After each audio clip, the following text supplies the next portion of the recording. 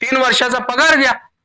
त्यावेळेस सहाय्यक कामगार आयुक्त यांनी आम्हाला पत्र दिलं ते 10/11/2025 ला। त्यांनी हे पत्र दिलंय ते बँकेला दिलंय, सेवा विकास कोऑपरेटिव्ह बँकेला दिलेलं आहे।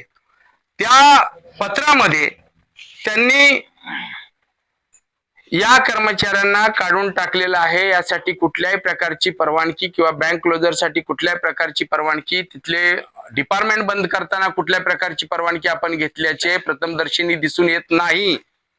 त्यामुळे या कर्मचाऱ्यांना आपण पूर्ववत कामावर घ्यावं आणि या कार्यालयाला आपण 14/11/2025 च्या आतमध्ये अहवाल द्यावा असं सांगितलं। डीएन काळे नाव आहे त्यांचं, दादाभाऊ काळे, लिक्विडिटरचं नाव जे आहे ते।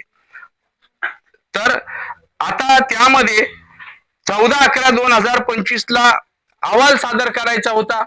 सर्व कर्मचारी घेऊन आम्ही स्वतः लिक्विडिटरकडे, दादाभाऊ काळे यांच्याकडे सर्व कर्मचारी गेलो। मी स्वतः बरोबर गेलो संघटनेचा अध्यक्ष म्हणून।